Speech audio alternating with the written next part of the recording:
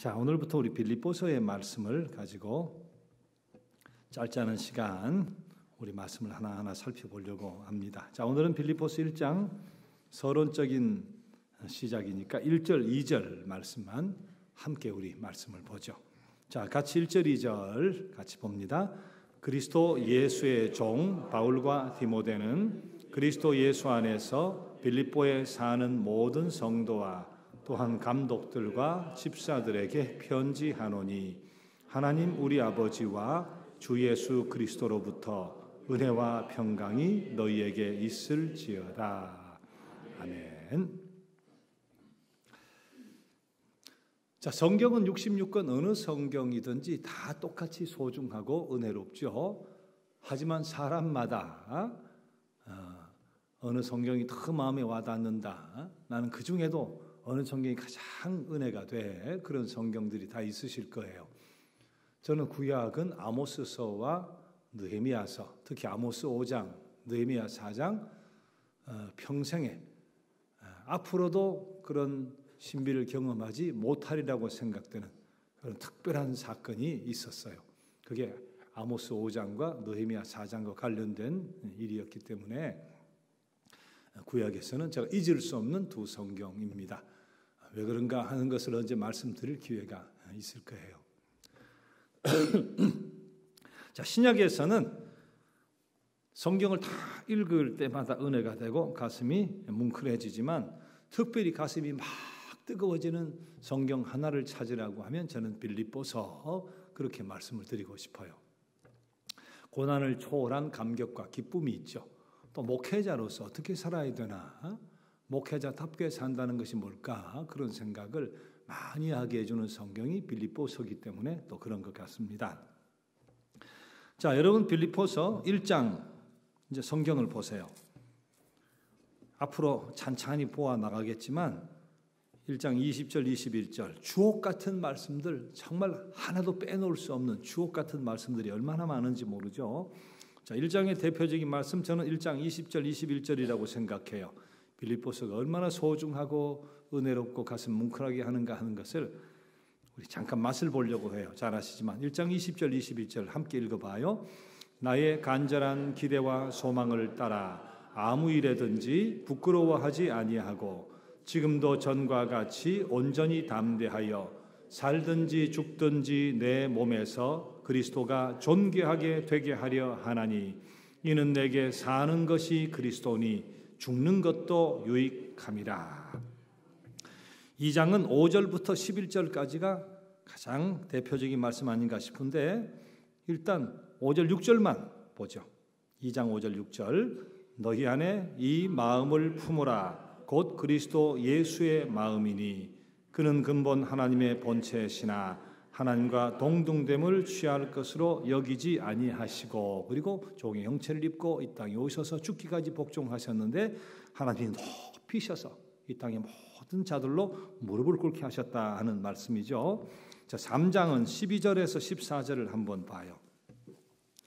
이게 빌립보서였구나 하고 새삼스럽게 생각되는 분들도 계실 수 있을 거예요. 3장 12절에 14절 내가 이미 얻었다 함도 아니요 온전히 이루었다 함도 아니라 오직 내가 그리스도 예수께 잡힌 바 된 그것을 잡으려고 달려가노라.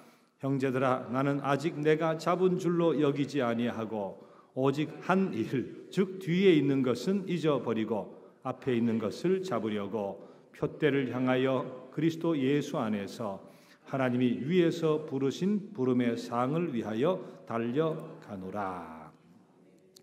4장은 4절에서 7절이 어떨까요? 같이 봐요. 주 안에서 항상 기뻐하라. 내가 말하노니 기뻐하라. 너희 관용을 모든 사람에게 알게 하라. 주께서 가까우시니라. 아무것도 염려하지 말고 다만 모든 일에 기도와 간구로 너희 구할 것을 감사함으로 하나님께 아뢰라. 그리하면 모든 지각에 뛰어난 하나님의 평강이 그리스도 예수 안에서 너희 마음과 생각을 지키시리라. 4장은 11절에서 13절은 하나는 더 봐야 될 것 같아요.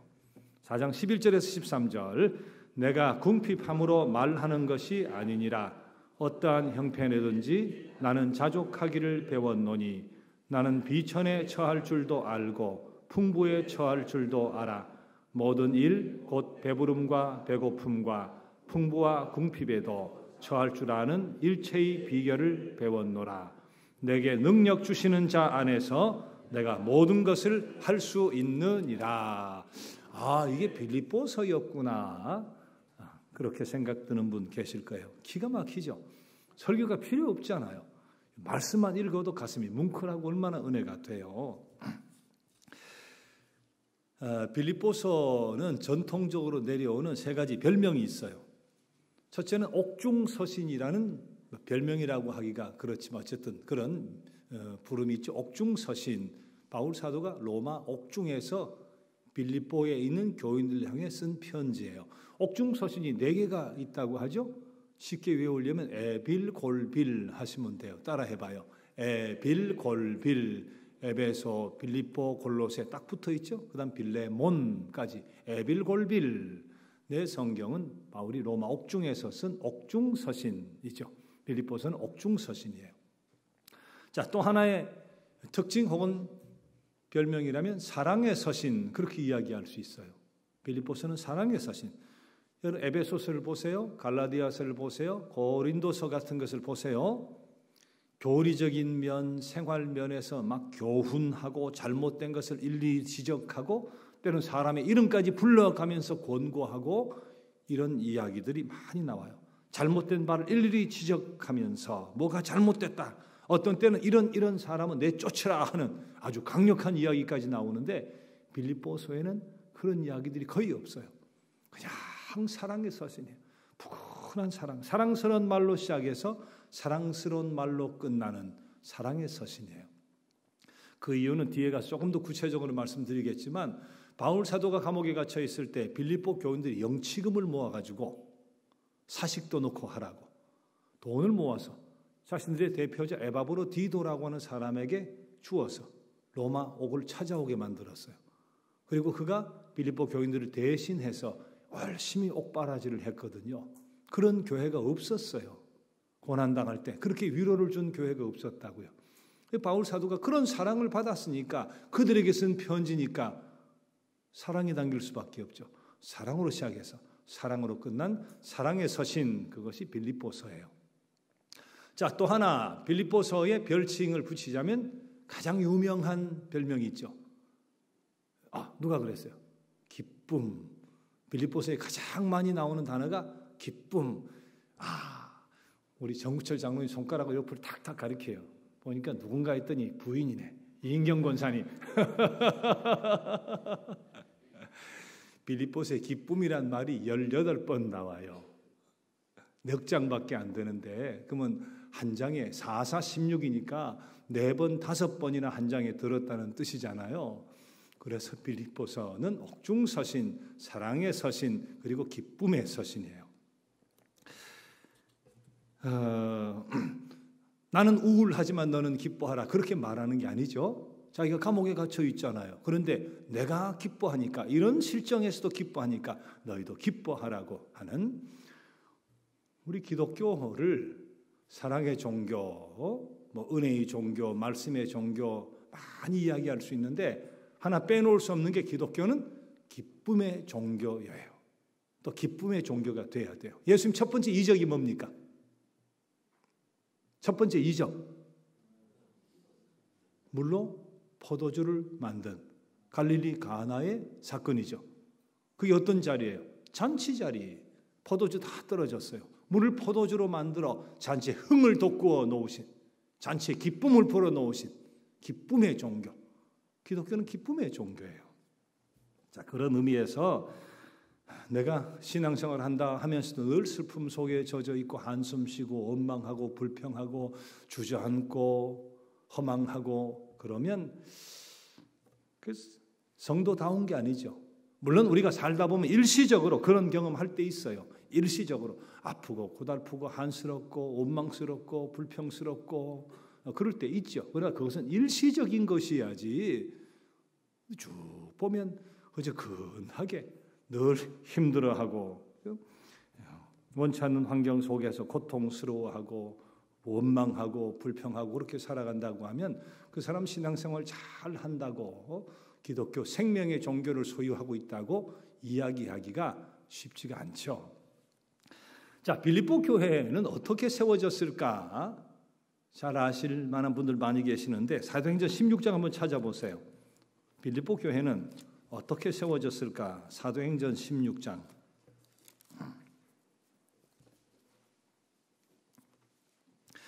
바울 사도가 세 차례에 걸쳐서 전도 여행을 떠나는데 주후 52년경 두 번째 전도 여행을 떠났을 때 일이에요. 그때 바울 사도는 유럽으로 가리라고는 생각을 안 하고 계획 속에도 없었어요. 그래서 지금 터키 지역에서 위쪽으로 이렇게 소아시아라고 하는 곳 위쪽으로 이렇게 올라가려고 하는데 갑자기 꿈에서 환상을 보게 되죠. 그것이 사도행전 16장 6절 말씀 보면, 자, 그들은 눈으로 이렇게 보세요. 성경 읽으시니까 잘 알죠?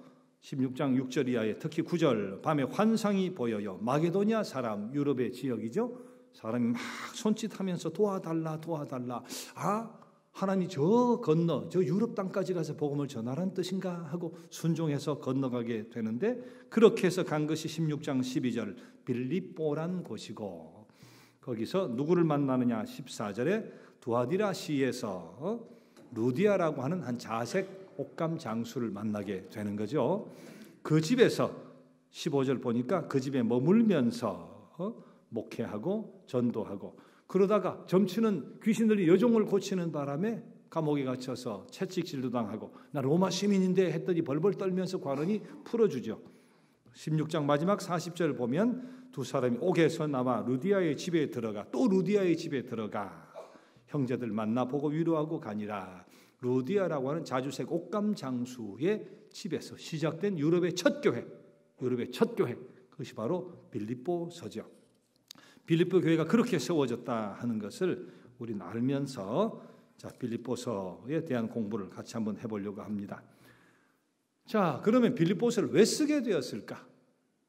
뭐든지 편지를 쓸 때는 이유가 있죠. 잘 지내세요, 건강하세요, 안부를 묻든지, 미안하지만 돈 좀 붙여주세요 하든지, 이게 궁금한데 답장 좀 해주세요. 목적이 있으니까 편지를 쓸 텐데 빌립보 교회에 어떤 목적, 어떤 뜻이 있어서 무슨 이유로 편지를 보냈을까? 제일 먼저 중요한 것은 빌립보 교인들의 사랑에 대한 감사예요. 아까 잠시 말씀드렸지만 한번 그것을 우리 찾아봐요. 자, 빌립보서 4장 18절. 자, 아마 63, 4년경 바울 사도가 로마 감옥에 갇혀 있지 않았을까, 그렇게 생각을 해볼 수 있는데, 자, 바울 사도가 로마에 갇혔어요. 옥중에 갇혔어요. 4장 18절 읽어봅시다. 같이. 내게는 모든 것이 있고 또 풍부한지라 에바브로 디도 편에 너희가 준 것을 받음으로 내가 풍족하니 이는 받으실 만한 향기로운 제물이요 하나님을 기쁘시게 한 것이라. 감옥에 갇혀 있는데 에바브로 디도 편에 저들이 돈을 모아서 영치금 같은 것을 모아서 외투도 사드리고 사식도 넣어드리고 건강을 잘 보살펴 드리라고 대표를 세워서 그렇게 영치금을 갖다 보내서 돌보아 드렸다는 거죠. 이것이 처음은 아니에요. 여러분 한번 보세요. 그 앞에 4장 15절 말씀 같이 봅시다. 빌립보 사람들아 너희도 알거니와 복음의 시초에 내가 마게도냐를 떠날 때에 주고받는 내 일에 참여한 교회가 너희 외에 아무도 없었느니라. 아이고, 선교하시는데 얼마나 힘드시겠어요. 식사도 하셔야 될 텐데 또 복음 전하시려면 경비도 필요하실 텐데 하고 그렇게 뒷바라지 해준 교회가 너희 외에 아무도 없었느니라. 이게 빌립보 교회예요. 자, 그 다음 16절 4장 16절 같이 봅니다. 데살로니가에 있을 때에도 너희가 한 번뿐 아니라 두 번이나 나의 쓸 것을 보내었도다. 데살로니가 교회는 굉장히 미약한 교회거든요. 거기 있을 때도 선교비를 한 번도 아니고 두 번씩이나 쓸 것을 보내줬대요. 이런 교회예요. 아, 사랑이 지극하죠. 바울 사도에 대한 사랑이 지극하잖아요. 이제 감옥에 갇혔다니까 대표를 뽑아서 물질을 모아가지고 뒷바라지 하라고 파송을 시켰으니까 얼마나 감사해요. 그런데 감사의 편지를 안 쓸 수가 있겠어요. 그렇게 해서 써진 것이 빌립보서다. 그렇게 생각하면 되겠죠. 그 마음 기쁘게 받고 따뜻한 사랑이 너무 고맙고 그래서 감사하기 위해서 쓴 서신이 빌립보서인데, 자, 그런데 그것만이 빌립보서를 쓰게 된 동기는 아니죠. 에바브로디도가 와서 문제가 생겼어요.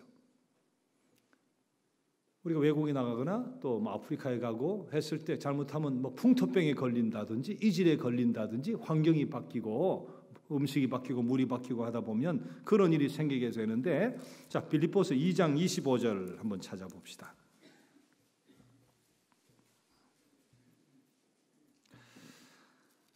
자, 2장 25절 에바브로디도를 너희에게 보내는 것이 필요할 줄로 생각하노니, 무슨 말인가 하면 에바브로디도를 너희에게 돌려보내는 것이 이제 꼭 필요할 것 같다. 자, 그 이유가 뭘까요? 26절 27절 같이 봅니다. 그가 너희 무리를 간절히 사모하고 자기가 병든 것을 너희가 들은 줄을 알고 심히 근심한지라. 그가 병들어 죽게 되었으나 하나님이 그를 긍휼히 여기셨고 그뿐 아니라 또 나를 긍휼히 여기사 내 근심 위에 근심을 면하게 하셨느니라. 자, 어떤 연유인지 모르겠는데 교인을 대표해서 영치금을 가지고 와서 뒷바라지를 하다가 병에 걸렸는데 보통 병이 아니라 죽게 될 정도로, 27절 그가 병들어 죽게 되었으나 병들어 죽게 될 정도로. 근데 뭐라도 소문이 빌립보 교회까지 들어갔던 모양이에요. 아, 그러니 교인들이 얼마나 다급하겠어요. 그리고 우리를 대신해서 먼 곳까지 비행기가 있어요. 당시에 무슨 교통편으로 육지를 지나 바다를 건너 다시 육지를 지나가야 되는데 이게 정말 힘든 일이죠. 고통스러운 일인데 그 가운데서 쇠약해졌는지 모르지만, 자, 자신들이 뽑아서 대신 가달라고 대표로 보냈는데 그분이 가서 병들어 죽게 됐다는 소식을 듣게 됐으니까 빌립보 교인들도 마음이 간절하죠. 얼마나 걱정이 되겠어요. 그래서 가서 만일 세상을 떠났다고 하면 얼마나 큰 죄책감이 들겠어요, 교회가. 그래서 교인들이 열심히 기도했습니다. 바울 사도도 말할 것 없죠. 자기 때문에 그렇게 됐으니까 열심히 기도했을 것이고, 에바브로디도 글쎄요, 하나님 부르시면 아버지 나라에 가지 그런 생각이 있었을지 모르지만, 그러나 이렇게 내가 세상을 떠나면 나는 괜찮은데 교인들이 얼마나 가슴 아파할까, 나를 보낸 교인들이 얼마나 실망하고 얼마나 죄책감 속에 시달릴까. 그래서 에바브로디도도 열심히 기도했던 모양이에요. 자, 그러나 다행히 병에서 회복되어져서 건강을 되찾게 된 모양인데, 그래서 바울 사도가 에바브로디도를 돌려보내죠. 안심시키려고. 이렇게 건강 회복되었다고 건강한 모습을 다시 보여주면서 교인들을 안심시키려고 에바브로디도를 보내죠. 자, 그러면서 1년의 과정도 쓰고 하면서 빌립보 교인들의 걱정을 덜어주려고 쓴 서신이 또 빌립보서이기도 해요. 자, 한 가지 빌립보 교회에 문제가 전혀 없었던 것은 아니에요. 조그마한 문제가 하나 있었는데 그것이 4장 2절입니다. 같이 읽어볼까요? 빌립보 4장 2절. 내가 유오디아를 권하고 순두개를 권하노니 주 안에서 같은 마음을 품으라. 남자 같아요? 여자 같아요? 하나는 남자, 하나는 여자 같아요? 이름이? 네, 둘 다 여자예요. 유오디아, 순두개가 여자예요. 근데 빌립보 교회 시작이 여인으로부터 시작됐거든요. 여장부, 여걸, 루디아라는 자색 옷감 장수로부터 그 집에서 시작됐어요. 그래서 이게 주도권 이런 건 없겠지만 그래도 그 집에서 시작했으니까 이 루디아의 어떤 영향력이 컸겠죠. 근데 어떻게 됐는지 모르겠는데 빌립보 교회의 주도적인 역할을 한 사람들이 그 뒤도 여자였던 모양이에요. 그 사람이 바로 유오디아와 순두개라고 하는 두 여인이었던 모양인데, 참 그 여성의 장점이 따뜻한 거죠. 따뜻하니까 빌립보 교회가 이런 생각을 해내는 거예요. 우리에게 은혜를 끼쳐준 바울 사도, 저 고통하는데 그냥 내버려 둘 수 있나? 뒷바라지 해야지. 여성들이 주도권을 가지고 일을 하다 보니까 그렇게 따뜻한 마음을 품는 거죠. 자, 그런데 또 하나 문제가 뭐냐? 여자만 그런 건 아니지만 근데 이 두 사람이 경쟁 상대가 됐는지 주도권을 가지고 질투가 좀 있었는가 봐요. 두 사람 사이에 알력이 좀 있었던 모양이에요. 바울 사도가 그 소식을 들었던 모양이죠. 그래서 마지막에 다 사랑의 이야기, 아름다운 이야기지만 마지막 4장 끝나는 데 가서 그것도 살짝 짚고 넘어가죠. 길게 안 하고 그 정도면 알아들을 거라고 생각을 하고 두 사람에게 권한다. 주 안에서 같은 마음 품어라. 같은 마음 품어라.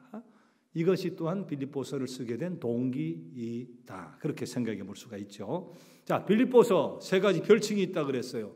처음에 옥중서신, 사랑의 서신, 기쁨의 서신이에요. 자, 빌립보서를 쓰게 된 것은 에바브로디도를 통해 돌봐준 사랑이 너무 고마워서 그 사랑에 감사하기 위해서 썼죠.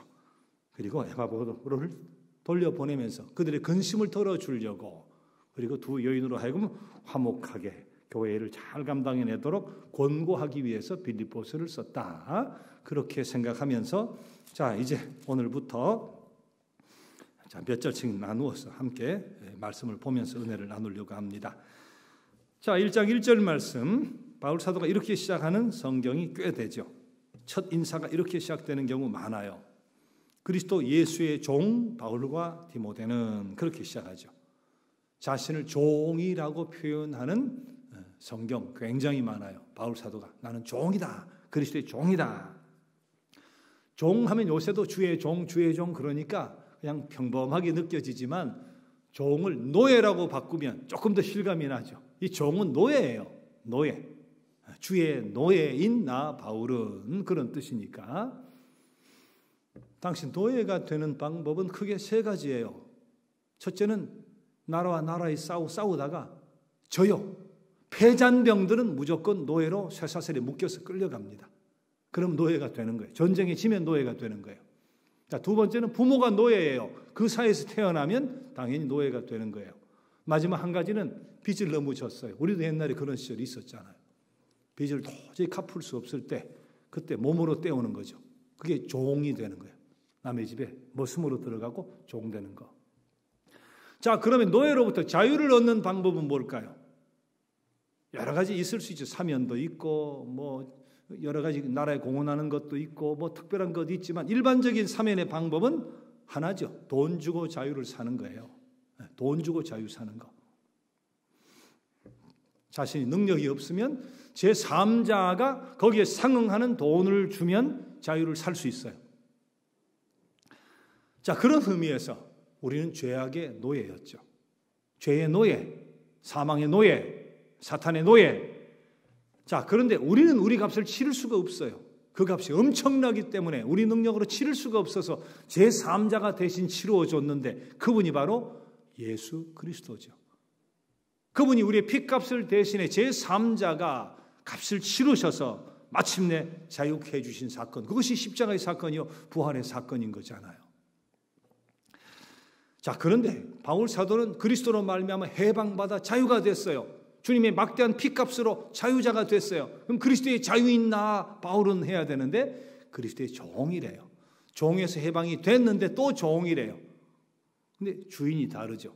그리스도의 종이래요. 그는 스스로 그리스도의 종이 되고 싶은 거죠. 다른 말로 표현하면 그리스도의 절대적인 소유, 그리스도의 절대적인 소유. 이것을 그리스도인의 자유라고 부를 수가 있죠. 우리가 자유하게 됐어요. 자유하게 됐다고 방종 아무거나 하는 것 아니라 내 자유를 스스로 제약해서 그리스도의 종이 되는 것. 그리스도의 종이 되면 그리스도의 분부에 따라야 되잖아요. 그분의 뜻에 순종해야 돼요. 절대적으로 복종해야 돼요. 하지 말아야 될 것 있죠.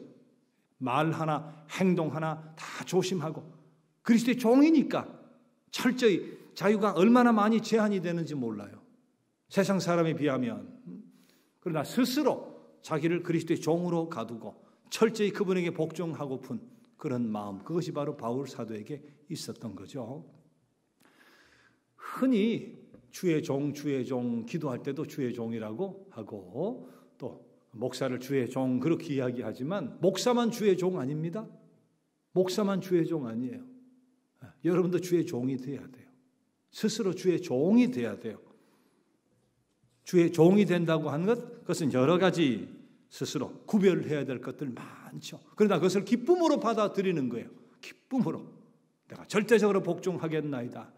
절대적으로 주의 뜻에 순복하겠나이다. 스스로 그리스도의 종이 되어가는 것. 그것이 바로 그리스도인이 선택할 자유죠. 그리스도인의 자유. 자, 그리스도 예수의 종이라고 표현한 바울 사도가 바울과 디모데는 그 다음 1절 마지막에 편지하노니 그렇게 연결이 되잖아요. 바울과 디모데가 편지한다. 바울과 디모데의 관계는 사도행전 16장 1절을 보면 잘 알 수 있어요. 2차 전도 여행 때 디모데가 사는 동네에 들어갔다가 너무 신실한 사람을 봐요. 어머니, 외할머니로부터 신앙을 잘 전수받았는데 너무 귀해서 그때부터 동력자 삼고 또 아들 삼고 그러면서 함께 더불어 선교를 떠나잖아요.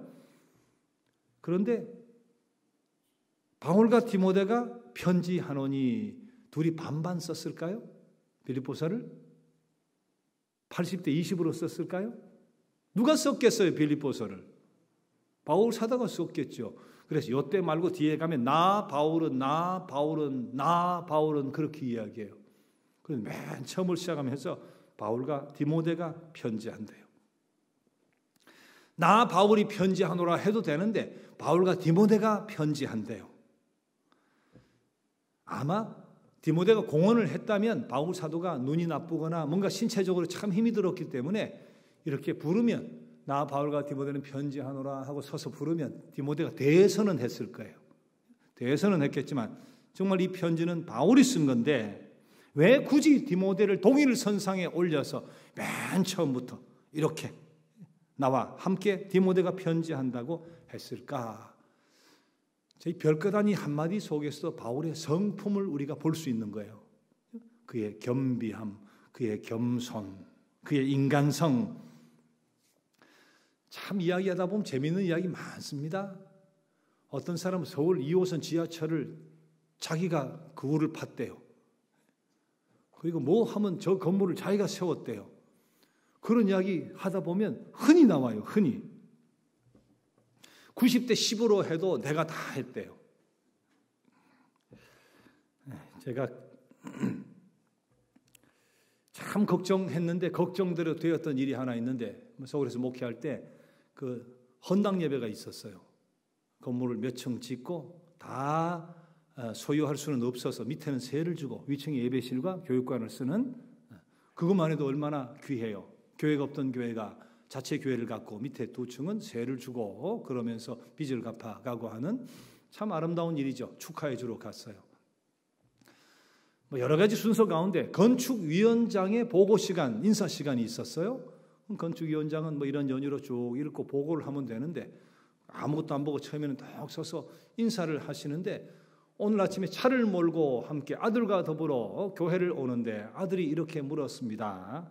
아버지 인생에서 한 것이 뭐가 있어요? 저 나중에 듣고는 진짜 아들이 그거 물었을까까지 의심이 되더라고요. 차를 타고 오늘 헌당 때문에 교회 오는데 아버지는 인생에서 한 일이 뭐가 있으세요? 그래서 제가 가만히 생각하다가 내가 뭘 한 일이 있나 생각하다가 그래서 아들에게 자랑스럽게 대답을 했대요. 내가 이 교회를 지었지. 그리고서 건축위원회 보고를 시작해 위원장이 야, 저 위험한 분이다. 저분 참 위험하다. 내가 이 건물을 지었지. 인생에 한 일이 뭐가 있느냐 하는데 내가 이 교회 건물을 지었지 하고 건축위원회 보고를 하시는데 야, 저분이 잘 해내실까? 앞으로 잘 해내실까? 아니나 다를까 교회가 문제가 생기더라고요. 내가 했대요. 본인이 건축원금을 얼마나 했는지 내가 알아보고 싶었어요. 정말 다 건축원금을 했는지 절반이나 했는지 100분의 1이나 하셨는지 근데 다 내가 지었대요. 이게 교만한 자기를 드러내려고 하는 인간의 심성, 본성 비슷한 거잖아요. 우리 안에 그런 거 있어요. 그런 게.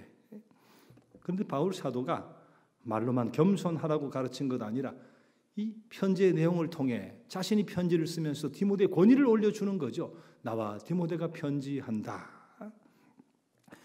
이게 디모데를 존경해라. 뒤에 이제 디모데도 보내요. 빌립보 교회. 그런 여러 가지 사정 속에서 이 젊은 디모데를 존중하고 높여주려고 그렇게 표현하는 이 모습, 이 속에 바울 사도 인품이 드러나고 있다 하는 것, 우리 그런 생각을 해볼 필요가 있죠. 우리 50대 50을 했어도, 내가 80을 하고 다른 사람이 20을 했어도 아이고 제가 뭐 한 일 있나요? 다 같이 했죠. 이 정도 돼야 성숙한 신앙인입니다. 내가 90을 하고 나머지가 조금씩 해서 10을 했어도 아이고 제가 뭐 한 게 뭐 있나요? 그리고 내가 100을 다 했어도 그거 제가 했나요? 하나님이 주신 힘으로 했죠. 이 정도 돼야 신앙인이죠. 그런 겸손이 우리에게 필요해요. 자, 그 다음 계속해서 봅시다. 종인 바울과 디모데가 그리스도 예수 안에서 빌립보에 사는 모든 성도와 감독, 집사에게 편지한다 그랬는데, 자, 성도라고 하는 말, 제가 얼마 전에 거룩이라고 하는 단어 설명하면서 이 말씀 드렸는데, 성도가 거룩이죠. 성이 거룩할 성자니까, 도는 물이 도자니까, 헬라어 빌립보서의 원문은 하기오스라고 하는 말, 하기오스, 무엇으로부터 구별된다 하는 말이에요. 거룩이 분리, separate, 분리된다, 구별된다는 뜻이라 그랬죠. 성도니까 무엇으로부터 구별된 물이, 그런 뜻이죠. 거룩하다고 하는 것, 성도는 구별되었다는 뜻이에요. 구별되었다. 근데 사실 엄밀히 말하면 한 사람을 놓고 성도라고 하는 것은 문법적으로 맞지가 않는 거예요. 도는 물이니까. 성도 여러분 하는 건 말이 되죠. 전체니까. 근데 누구누구 성도님 하면 말은 안 맞는 거예요. 복수니까. 그래서 오래전부터 교회 용어 바꿔 쓰기 위해서 제단은 강단으로 바꾸자, 이런 용어를 바꾸면서 성도는 교우로 바꾸자 하는 것을 오래전부터 한국교회가 결정을 하고 많은 교회가 실천을 해요. 저는 그런 교회가 용어 같은 것도 정확히 쓸 필요가 있거든요. 복수니까 그런 것도 우리가 신중하게 생각하면서 사용해야 되지 않나, 그런 생각해요. 만일 성을 쓰려면 한 사람에게 하려면 성도인데 한 사람은 성자라고 해야 되고 여자는 성녀 해야 말이 맞지. 단수니까. 그럼 누구누구 성자님, 누구누구 성녀님 해야 되는데 이거 굉장히 불편하잖아요. 용어 같은 것도 잘 생각을 해야 됩니다. 어쨌든 성도라고 하는 것은 구별되었다는 뜻이에요. 철저히 구별되었다. 자, 우리가 성도잖아요. 우리 성도니까 늘 생각해야 돼요. 우리가 성도라고 하는 것이 뭐냐? 구별된 운명. 우리 이미 운명이 구별되어 있죠. 지옥이 아니라 천국으로 이미 우리 운명이 구별되어 있어요. 우리 성도니까. 그러면 운명만 구별된 것이 아니라 우리의 생각도 세상과는 구별돼야 되고, 우리의 뜻도 구별돼야 되고, 우리 취미 생활도 좀 구별이 돼야 돼요. 세상 도박하고 뭐 이런 음주 가무 통해 비틀비틀 그게 취미면 우린 그 취미도 좀 구별이 돼야죠. 세상 사람하고는 생각도 뜻도 마음도 행동도 취미도 가치관도 농담도 아주 그 소금같이 맛을 여러 개 고르게 하는 거 참 필요해요. 우리 교인들 가운데. 근데 그것도 구별될 필요가 있어요. 참 맛깔스럽게 농담을 잘하는 건 좋은데 세상적인 농담은 그게 성도가 할 일은 아니에요. 그런 의미에서 우리가 성도다, 우리 운명이 구별된 성도면 말도 행동도 취미도 농담도 습관도 가치관도 삶도 구별돼야 된다 하는 것을 우리 꼭 기억을 할 수 있게 되길 바랍니다. 자, 감독과 집사, 감독은 사실은 요새 같은 목사라고 생각하면 돼요. 장로와 감독은 사실은 어떤 의미에서는 같은 표현일 수 있어요. 당시 신학교가 없었기 때문에 목사라고 하는 것이 없었거든요. 신학교가 없었으니까 당시에 장로들에게 하면 그 장로가 오늘날 목사라고 생각할 수 있어요. 감독은 장로들이 교회를 하나씩 맡아서 목사 역할을 하는데 그것을 여러 교회를 함께 순회하며 돌보는 사람은 감독이다. 그렇게 표현하면 되죠. 우리 감독에 감독 제도가 있잖아요. 그런 식으로 감독을 생각하면 될 겁니다. 집사라고 했어요. 제가 이것 때문에 우리 토요일 날 당회가 저 뒤인데 이번 토요일로 당회를 당겨서 합시다 하고 우리 서기 장로님께 연락을 좀 해달라 그랬어요. 제가 왜 그랬나 하면 우리 집사님, 권사님도 그런 것 같은데 저는 수첩에 이제 여기는 부라고 하지 않고 재직회가 팀이잖아요. 팀. 무슨 팀, 무슨 팀, 무슨 팀. 이름이 쫙 있어서 여긴 당연히 권사님, 집사님은 이름이 다 들어가 있겠지 생각했어요. 근데 오늘 알았어요. 어제 알았나? 다 안 들어가 있대요. 안 들어가 있는 사람도 많대요. 아니 이상하다. 권사고 집사인데 여기 안 들어가 있으면 교회에서 무슨 일을 하지? 그럼 간판만 받아가지고 그냥 있는 건가? 할 일이 없잖아요. 거기 안 들어가면 무슨 일을 하는 거죠? 교사 성가대도 아니고 그 팀에 안 들어가 있으면 그 집사님은 무슨 일을 하는 건가? 집사라고 하는 말, 원어가 사실은 종이란 뜻입니다. 하녀란 뜻이에요. 심부름꾼이란 뜻이에요. 빵 굽는 사람 그런 뜻이에요. 집사라고 하는 원래의 말이 디아코노이스라고 하는 말이 하녀, 심부름꾼, 빵 굽는 종. 집자가 한자로는 무슨 집자죠? 잡을 집자예요. 사자는 무슨 사자일까요? 일 사자예요. 집사가 뭔데? 집사가 뭡니까? 그러니까 한자를 해석하면 잡을 집자, 일 사자. 일 잡은 사람. 일 잡고 하는 사람이 집사예요. 근데 팀에도 안 들어가 있으면 어떻게 집사 노릇을 하나? 일을 잡고 해야 집사인데 그 일 안 하면 잡사지, 잡사. 그래서 이건 안 되겠다. 교회 전 재직은 어디 팀이든 무슨 봉사부서든 들어가 일을 잡도록 해야지. 그래서 이번 토요일 날 빨리 좀 모여서 우리 이런 그 조직이나 구조를 좀 개편을 하고 그리고 임명을 해야 되지 않겠나 싶어서 이번 토요일 날 급히 당회를 하자고 했습니다. 자, 집사님들 뭐 하는 거라고요? 일 잡아서 하는 사람이에요. 일 잡아서, 원어로 하면 일 잡아서 빵도 굽고, 일 잡아서 심부름도 하고, 일 잡아서 하녀 노릇도 하고, 그게 집사예요. 그런 심정을 갖고 직분을 받아야죠. 지금 이미 받고 계신 분들 마찬가지예요. 그런 심정을 가지고 권사, 집사 해야 되는 거죠. 자, 우리 마지막 2절 말씀 봅시다. 하나님 우리 아버지와 주 예수 그리스도로부터 은혜와 평강이 너희에게 있을지어다 그랬어요. 바울 사도의 전형적인 인사법이에요. 은혜와 평강이란 말. 여러 곳에서 처음 시작할 때 혹은 편지 마칠 때 은혜와 평강 그 말을 계속해서 반복했었어요. 자, 은혜라고 하는 것은 헬라식 인사라고 생각하면 돼요. 그리스 쪽의 인사. 히브리인들의 인사는 뭐죠? 우리 가끔 하잖아요. 샬롬. 히브리인의 인사는 샬롬이에요. 샬롬이 여기에 평강이죠. 은혜와 평강. 그러면 그리스인 그 당시 헬라는 어떻게 인사했나? 그라치아스. 그렇게 했다고요. 그라치아스. 그게 은혜란 말이에요. 은혜. 영어로 그레이스. 같은 말이죠. 자, 우리의 인사는 뭐죠? 우리 인사는 은혜도 아니고 평강도 아니고 우리의 인사는 밥 못 느껴. 아세요? 저기 안동 봉화 쪽 말 모르세요? 밥 자신 느껴.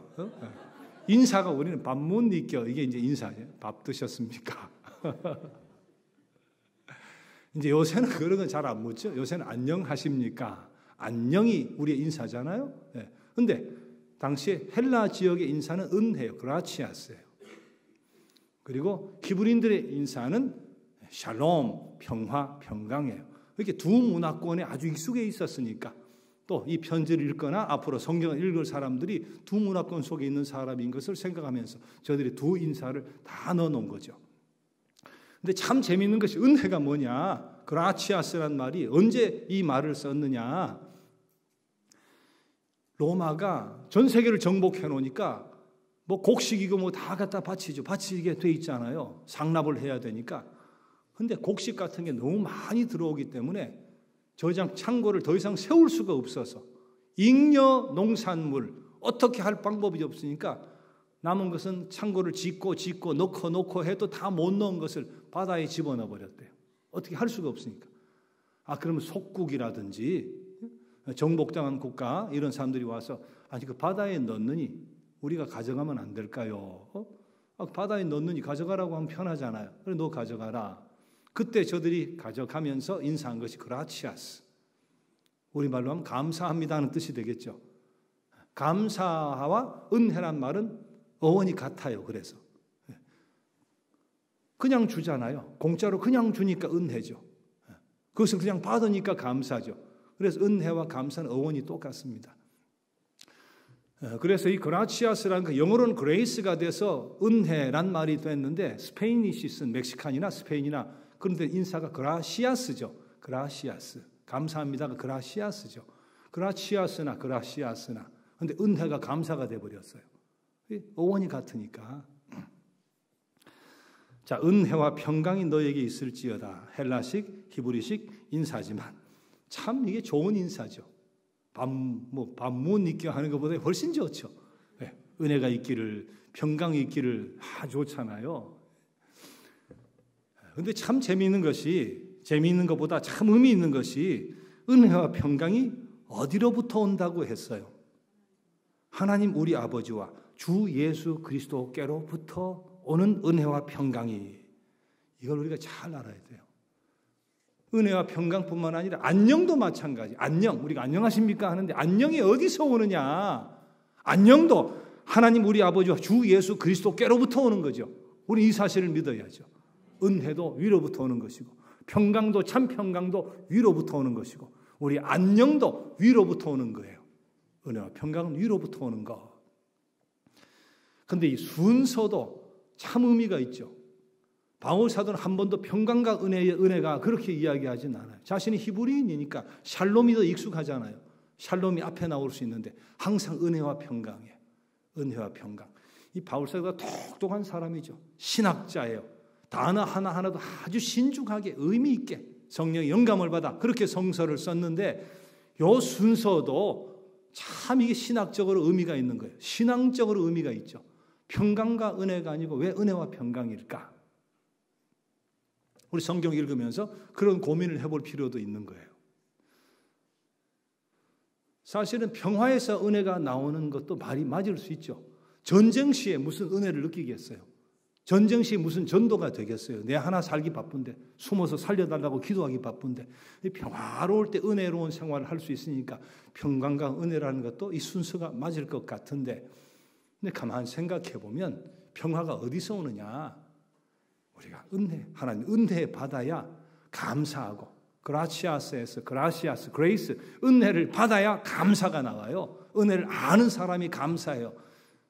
은혜를 아는 사람, 은혜를 맛본 사람에게 오는 선물이 평화예요. 폭풍 속에서도 은혜를 아는 사람은 평화를 느낄 수 있죠. 내 영혼 평안해. 그래서 이 은혜와 평화라고 하는 이 순서도 얼마나 의미가 있는지 모르죠. 우리가 정말 사모해야 될 것, 내가 평화를 원하냐, 내가 안녕을 원하냐, 그럼 우리가 뭘 사모해야 되겠어요? 은혜를 사모해야죠. 그 은혜는 어디에서 오는데? 하나님 아버지께와 그리고 주 예수 그리스도께로부터 오는 것이잖아요. 하나님 아버지께로부터 오는 은혜, 우리가 사모해야 될 유일한 것, 가장 소중한 것 한 가지라면 은혜예요. 주 예수께로부터 오시는 은혜, 그 은혜 받아 누리고 살고 그 은혜 젖어 살면 그다음 감사가 절로 나와요. 그 은혜 젖어 살면 편안해져요. 이런 은혜가, 이런 축복이 여러분들이 있게 되기를 주님의 이름으로 기원합니다. 자, 그 사랑 얼마나라고 하는 찬양을 함께 드리려고 합니다. 우리 내일 새벽 시간에 이 찬양을 드리려고 하는데 오늘 말씀과도 잘 연결이 되고 또 내일 모르는 분들 위해서 여러분들이 힘있게 찬양을 또 드려야 될 책임이 있으니까 이 찬양을 한번 해보겠습니다. 불러보셨어요? 아, 그래요? 야, 수준이 있다. 이거 진짜 어려운 노래인데. 나 표현 못해도 나 표현하리라. 나 고백 못해도 나 고백하리라. 나 알 수 없어도 나 알아가리라. 나 닮지 못해도 나 닮아가리라. 못하리라. 다시 되돌이 나 표현 못해도 나 표현하리라. 나 고백 못해도 나 고백하리라. 다 할 수 없어도 나 알아가리라. 나 닮지 못해도 나 닮아가리라. 그 사랑 얼마나 아름다운지 그 사랑 얼마나 날 부욕해 하는지 그 사랑 얼마나 크고 놀라운 줄 그 사랑 얼마나 나를 감격하게 하는지. 다시 한번 나 표현 못해도 나 표현 못해도 나 표현하리라. 나 고백 못해도 나 고백하리라. 다 할 수 없어도 나 알아가리라. 다 닮지 못해도 나 닮아가리라. 다 표현 못해도 다 표현 못해도 나 표현하리라. 다 고백 못해도 나 고백하리라. 다 할 수 없어도 나 알아가리라. 다 닮지 못해도 나 닮아가리라. 그 사랑 얼마나 아름다운지 그 사랑 얼마나 날 부욕해 하는지 그 사랑 얼마나 크고 놀라운지를 그 사랑 얼마나 나를 감격하게 하는 그 사랑 얼마나 아름다운지 그 사랑 얼마나 아름다운지 그 사랑 얼마나 날 부욕해 하는지 그 사랑 얼마나 크고 놀라운지를 그 사랑 얼마나 나를 감격하게 하는지. 오늘 말씀을 기억하면서 함께 잠시 기도 드립시다. 그리스도의 종이래요. 그리스도의 종. 자기가 쓰면서도 바울과 디모데가 함께 쓴대요. 우리들은 성도래요. 우리가 얼마나 구별되었나. 집사가 해야 될 일, 교회 재직이 해야 될 일, 이 일을 잡고서 붙들고서 죽도록 충성하는 것이 집사가 할 일이고 장로 권사가 할 일이죠. 은혜와 평강이 아버지와 주 예수 그리스도께로부터 온대요. 그러나 은혜를 사모하면 감사와 평강은 절로 임하게 되는 거죠. 오늘 이 말씀 나에게 다가온 단어, 다가온 의미, 다가온 은혜가 있다면 그 말씀 붙들고 잠시 묵상하면서 우리 기도합시다. 아버지 감사합니다. 주의 은혜가 우리와 함께 하시니 감사합니다. 그 은혜 가운데 우리를 종으로 부르셨으니 감사합니다. 아니 스스로 종이 될 수 있는 기쁨이 있고 결단과 다짐이 있게 하시니 감사합니다. 주의 종으로 기뻐하며 살겠습니다. 주의 도구로서 기뻐하며 주인이신 주님을 잘 모셔드리며 절대적으로 순종하며 살겠습니다. 겸손히 남을 높여드리며 나보다 낮게 여기며 겸허하게 주님 앞에 헌신을 다하는 그런 거룩한 주의 종이 되기를 원합니다. 아버지 하나님 은혜가 있기를 원합니다. 은혜가 위로도 주시는 은혜가 놀라운 하늘의 은혜가 충만한 은혜가 뜨거운 은혜가 벅찬 은혜의 감격이 우리 모두에게 있게 주옵소서. 그 은혜 가운데 감사를 알고 이 땅이 알지 못하는 참 평강 누리며 사는 저희 되게 하여 주옵소서. 주님 주의 종들에게 귀한 은혜 더해 주옵소서. 기쁨으로 주의 종 되기 원합니다.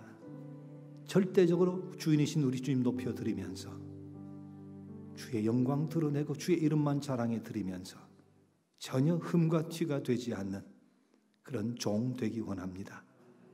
세상과 다른 그리스도의 종다운 구별된 삶을 살아가는 성도 되게 하여 주시옵소서. 남을 나보다 낫게 여기면서 남을 존중하면서 우린 철저히 낮아져서 뭔가 귀한 일을 해도 주께서 주신 힘으로 그 거두어 가시면 삼손처럼 되어버리는데 힘 주셨으니까 감당했다고, 주님 주신 힘으로 감당했다고 주께만 영광 돌려드리는 충성스러운 일꾼 되게 하여 주옵소서. 위로부터 주시는 은혜를 사모합니다. 그 은혜의 벅찬 감격 속에서 감사가 나오고 그 은혜 속에서 이 땅이 알지 못하는 참 평강 누리게 하여 주옵소서. 충만한 하늘의 신비한 은혜로 가득 채워 주옵소서. 예수님의 이름으로 기도드립니다. 하늘에 계신 우리 아버지, 아버지의 이름을 거룩하게 하시며 아버지의 나라가 오게 하시며 아버지의 뜻이 하늘에서와 같이 땅에서도 이루어지게 하소서. 오늘 우리에게 일용할 양식을 주시고 우리가 우리에게 잘못한 사람을 용서하여 준 것 같이 우리 죄를 용서하여 주시고 우리를 시험에 빠지지 않게 하시고 악에서 구하소서. 나라와 권능과 영광이 영원히 아버지의 것입니다. 아멘.